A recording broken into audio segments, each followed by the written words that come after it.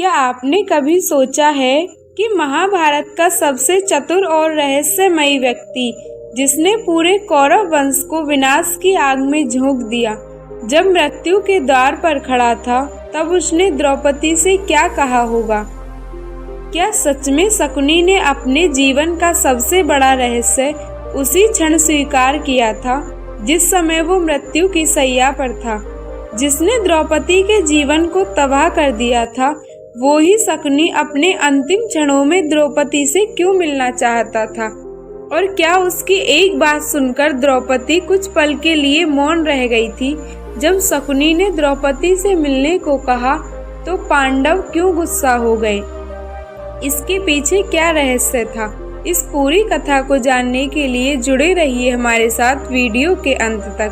तो आइए प्रारंभ करते हैं इस रहस्यमयी कथा को। कुरुक्षेत्र का युद्ध समाप्त हो चुका था। चारों ओर केवल राख, टूटी हुई रथों की ध्वनियां और वीरों के निर्जीव शरीर दिखाई दे रहे थे। जिस धरती पर कभी लाखों योद्धाओं का गर्व था, वहां अब केवल सन्नाटा था। उसी रणभूमि में गंभीर रूप से घायल शकुनी अपनी अंतिम सांसें गिन रहा था। उसके चेहरे पर दर्द था, लेकिन आंखों में एक अजीब सी शांति थी। उसे पता था कि अब उसका अंत निश्चित है। उसी समय उसने धीमे स्वर में कहा, यदि संभव हो तो द्रौपदी को मेरे पास बुलाया जाए। यह सुनकर पांडव भड़क उठे, परंतु युधिष्ठिर शांत रहे। उन्होंने कहा कि कोई बात नहीं, क्योंकि इंसान मरते समय सच बोलता है। क्या पता शकुनी भी कुछ सच बताना चाहता हो, इसलिए द्रौपदी को बुला लाओ। यह सुनकर वहां सभी उपस्थित लोग भी हैरान रह गए। जिसने द्रौपदी के जीवन में अपमान और उसका हर क्षण उपहास किया, वही मृत्यु से पहले उसी द्रौपदी से क्यों मिलना चाहता था? लेकिन फिर भी युधिष्ठिर के कहने पर कुछ समय बाद द्रौपदी वहां पहुंची। उनके मन में क्रोध भी था, पीड़ा भी और अनेक प्रश्न भी। द्रौपदी ने शांत स्वर में पूछा, अब क्या कहना चाहते हो मामा शकुनी? तुम्हारे कारण ना जाने कितने घर उजड़ गए, अब क्या बाकी बचा है?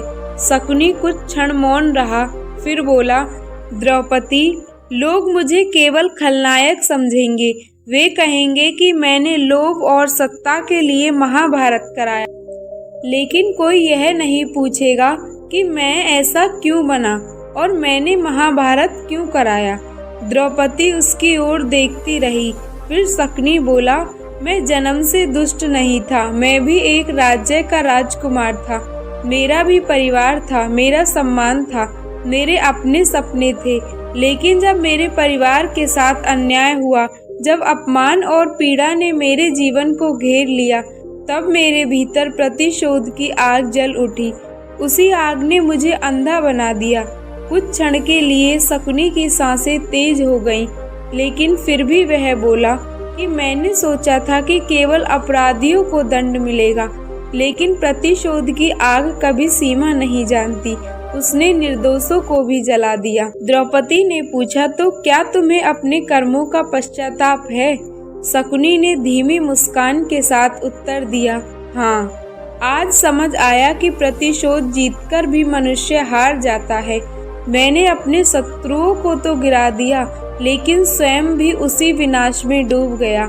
फिर शकुनी ने आगे कहा, द्रौपदी, तुम्हारे चीरहरण की सभा में मैंने जो भूमिका निभाई, वह मेरे जीवन का सबसे बड़ा पाप था। उस दिन धर्म हार गया था और मैं भी उसी दिन अंदर से हार गया था। द्रौपदी की आंखों में आंसू आ गए। उन्होंने कहा, यदि तुम्हें यह सब पहले समझ आता तो शायद महाभारत का इतिहास कुछ और होता।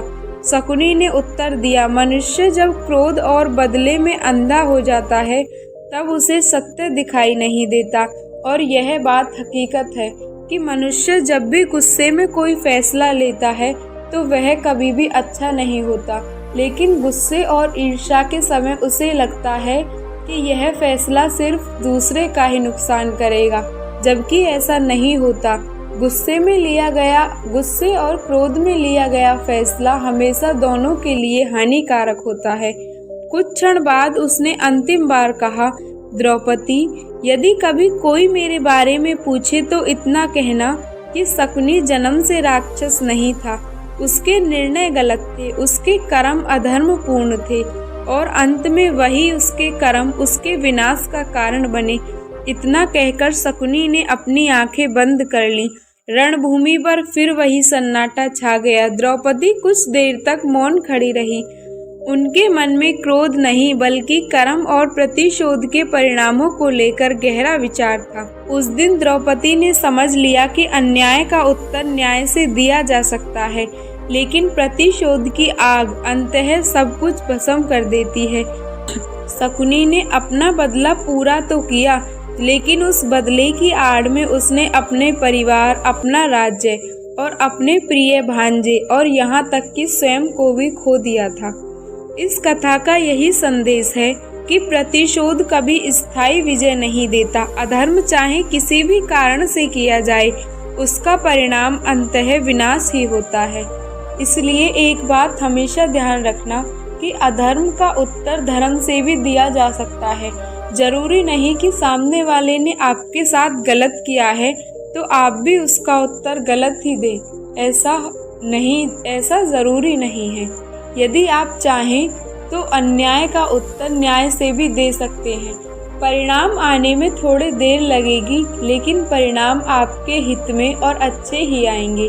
यदि आपको हमारी यह कथा पसंद आई हो तो वीडियो को लाइक, चैनल को सब्सक्राइब और कमेंट में शकुनी के विषय में आपकी क्या राय है अवश्य दें और एक बार मेरे साथ प्रेम से कह दीजिए राधे राधे।